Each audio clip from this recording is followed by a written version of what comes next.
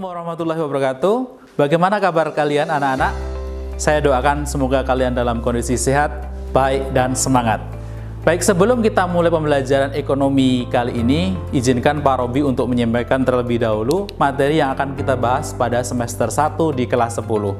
Yang pertama adalah konsep ilmu ekonomi, yang kedua adalah masalah ekonomi dalam sistem ekonomi, yang ketiga adalah peran pelaku ekonomi dalam kegiatan ekonomi, dan bab terakhir adalah terbentuknya harga pasar dan struktur pasar. Baik, langsung saja pada kesempatan kali ini kita akan membahas terkait dengan konsep dasar ilmu ekonomi, dan Pak Robi yakin bahwa kalian pernah belajar tentang hal ini sebelumnya. Langsung saja, kalau Pak Robi bicara terkait dengan ekonomi, pertanyaannya adalah, what's on your mind? Banyak di antara teman-teman kalian akan menjawab, oh, ekonomi itu tentang uang. Atau sebagian yang lain mereka akan bicara tentang pasar, Pak. Atau yang lain mereka akan bicara tentang interaksi antara penjual dan pembeli di pasar.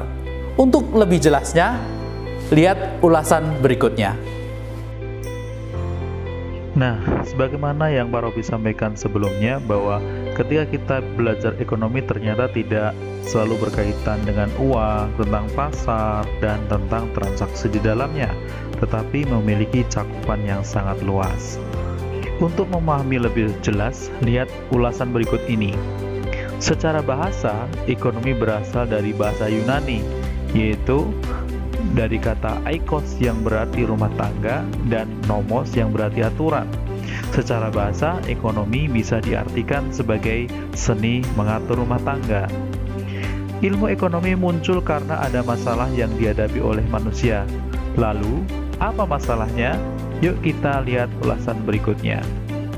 Nah, sebenarnya masalah yang dihadapi manusia yaitu kebutuhan manusia yang tidak terbatas, sedangkan alat pemenuh kebutuhan yang terbatas. Untuk kebutuhan manusia yang tidak terbatas, bisa Pak Robi gambarkan sebagai berikut. Dahulu, kita mengenal adanya HP sejuta umat yang ada di tampilan Pak Robi. Manusia menggunakan teknologi itu untuk berkirim pesan dan juga berkomunikasi dengan orang lain dalam jarak jauh.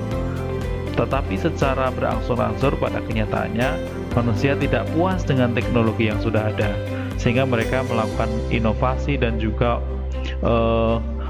penelitian sehingga memunculkan produk baru yang bisa dikenal hari ini sebagai smartphone. Dengan smartphone, kalian bisa telepon, kalian bisa mengirimkan pesan, teks, video, dan bahkan bisa melakukan telekonferensi dan juga video conference pada waktu bersamaan dan bertatap muka. Nah, gambaran semacam ini menunjukkan bahwa kebutuhan manusia tidak stagnan atau terhenti pada satu titik, tetapi akan tetap berkembang dan berlanjut seiring dengan perkembangan zaman. Sedangkan contoh sederhana terkait adanya alat pemenuh kebutuhan yang terbatas, beberapa waktu lalu kita dihadapkan dengan kelangkaan masker pada saat pandemi COVID-19 terjadi. Karena permintaan masyarakat akan masker yang sangat tinggi, menyebabkan jumlah masker yang di pasaran menjadi terbatas. Alhasil, masyarakat sangat sulit sekali menemukan masker, sehingga pada saat terjadi kelangkaan, harga barang tak lagi dipengaruhi oleh kualitas barang. Ini dibuktikan dengan yang biasanya harga masker 5 piece adalah 10-15 ribu, pada saat terjadi kelangkaan, harga tersebut meningkat tajam hingga lebih dari 100 ribu rupiah, atau harga masker untuk 50 piece bisa di atas 1 juta. Tidak wajar kan? Tetapi itulah yang terjadi ketika terjadi kelangkaan atas barang. Anak-anak sekalian, ketika kita bicara tentang kelangkaan dan lain-lain sebagainya, tentu itu akan berhubungan dengan kebutuhan manusia. Apa sih sebenarnya macam-macam kebutuhan manusia? Nah, di sini Pak Robi akan menyampaikan bahwa macam kebutuhan manusia terbagi menjadi 5. Yang pertama adalah kebutuhan manusia menurut intensitasnya.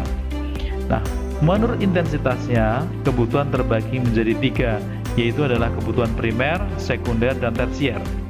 Kebutuhan primer adalah kebutuhan yang harus dipenuhi. Jika tidak terpenuhi, maka akan mengurangi kualitas hidup seseorang. Contoh dari kebutuhan primer adalah sandang, pangan, dan papan.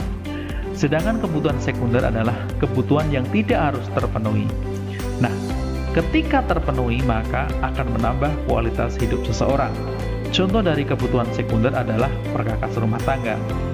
Kita berikan contoh misalkan ada televisi, ada lemari es, dan lain sebagainya. Itu merupakan bentuk dari kebutuhan sekunder. Sedangkan yang terakhir adalah kebutuhan tersier, yaitu adalah kebutuhan barang mewah. Kebutuhan ini hanya bisa diakses oleh orang-orang dari kalangan ekonomi atas, karena tidak semuanya bisa memilikinya. Contohnya misalkan ada kapal pesiar, pesawat terbang pribadi, dan lain sebagainya. Selanjutnya, macam kebutuhan menurut sifatnya terbagi menjadi dua. Yang pertama adalah kebutuhan jasmani dan kebutuhan rohani. Kebutuhan jasmani contohnya adalah misalkan ada olahraga, kemudian makan, minum, pakaian, dan lain sebagainya. Sementara rohani bisa diberikan contoh misalkan berdoa, kemudian mengaji, dan misalkan mendengarkan mendengarkan musik, itu juga termasuk dari kebutuhan rohani. Selanjutnya, kebutuhan manusia berdasarkan subjek itu terbagi menjadi dua, yaitu adalah kebutuhan individu dan kelompok. Kebutuhan individu contohnya adalah, ya lihatlah pada gambar yang Pak Rowi tampilkan, itu ada seorang anak yang mengenakan kacamata.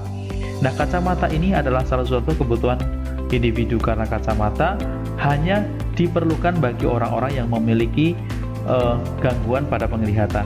Bagi orang-orang yang memiliki penglihatan normal tentu tidak akan memakai kacamata. Apakah hanya kacamata? Contohnya banyak. Misalkan ada makan, minum, dan lain sebagainya, itu juga merupakan dari kebutuhan individu. Sedangkan kebutuhan kelompok adalah kebutuhan yang bisa diakses oleh siapa saja. Contohnya ada jalan raya, kemudian juga ada bandara, kemudian ada rumah sakit, ada sekolah, dan lain sebagainya. Selanjutnya, kebutuhan manusia menurut waktu terbagi menjadi dua, yaitu adalah kebutuhan sekarang dan kebutuhan masa depan. Kebutuhan sekarang terkait dengan apa saja yang kita butuhkan hari ini. Contohnya, kita berada di kelas hari ini, berarti kebutuhan sekarang adalah belajar. Atau, misalkan makan, minum, pakaian, dan lain sebagainya. Yang kita gunakan hari ini adalah contoh dari kebutuhan sekarang. Sedangkan kebutuhan masa depan biasanya adalah diperuntukkan untuk sesuatu yang dicita-citakan. Nah, contohnya misalkan kita memiliki tabungan nih. Nah, tabungan bisa digunakan untuk membeli sesuatu atau memenuhi kebutuhan yang urgent di masa yang akan datang. Apakah hanya tabungan? Tentu tidak.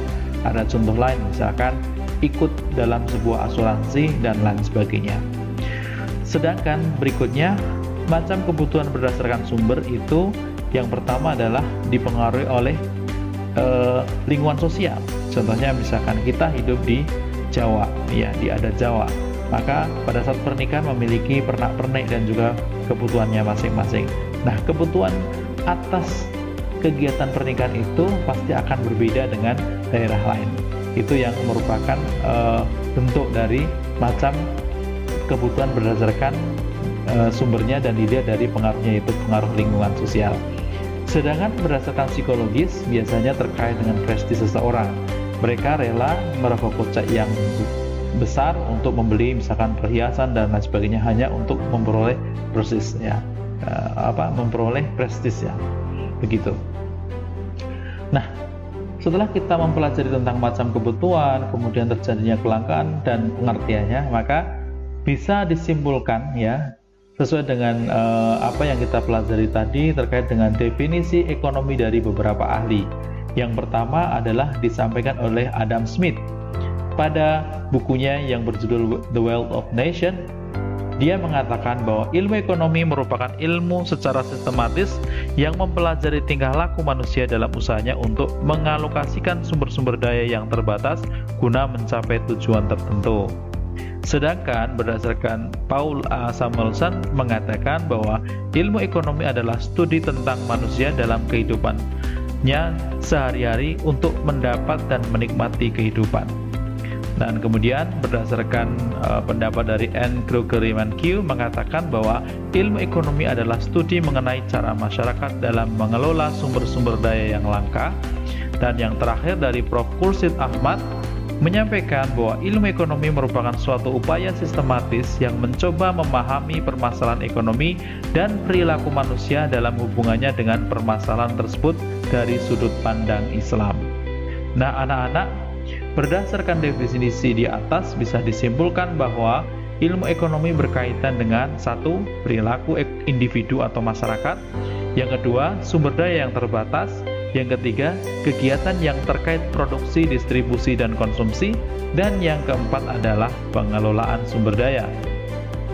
Nah, jika dilihat dari penggolongan ilmu ekonomi digolongkan menjadi tiga. Yang pertama adalah ilmu ekonomi deskriptif. Ilmu ekonomi deskriptif adalah ilmu ekonomi yang menganalisis ekonomi dan digambarkan dalam keadaan yang sebenarnya. Contohnya misalkan adalah kejadian krisis yang terjadi di Indonesia pada tahun 1998. Sedangkan ilmu ekonomi teori yaitu adalah ilmu ekonomi yang berkaitan dengan konsep pemikiran yang diperoleh dari data dalam kehidupan ekonomi, kemudian disusun, diolah, dan dianalisis sehingga menjadi kesimpulan bersifat umum. Dalam ilmu ekonomi teori terbagi menjadi dua cabang. Yang pertama adalah ilmu ekonomi mikro dan ilmu ekonomi makro. Ilmu ekonomi mikro lebih menitik beratkan pada interaksi individu dalam memproduksi dan mengkonsumsi barang atau jasa, dan hal tersebut masih dalam lingkup perusahaan, industri, atau individu. Sedangkan ekonomi makro adalah ilmu ekonomi yang mempelajari terkait dengan kegiatan perekonomian secara keseluruhan, biasanya adalah suatu negara atau skalanya adalah nasional. Yang berikutnya adalah ilmu ekonomi terapan. Nah, ilmu ekonomi terapan adalah ilmu ekonomi yang menjelaskan cara kerja sistem perekonomian untuk mengatasi masalah ekonomi dalam masyarakat. Demikian tadi penjelasan terkait dengan ilmu ekonomi. Selanjutnya Anda bisa bergabung di Google Classroom dan bergabung dalam sebuah forum yang sudah Pak Robi sediakan. Anda bisa berdiskusi bersama teman dan juga mengajukan pertanyaan di Google Classroom dan juga mengisi latihan soal yang sudah Pak Robi sediakan. Demikian tadi penjelasan tentang konsep ilmu ekonomi. Semoga bermanfaat. Tetap belajar, tetap semangat, jaga kesehatan. Sampai ketemu pada kesempatan berikutnya. Wassalamualaikum warahmatullahi wabarakatuh.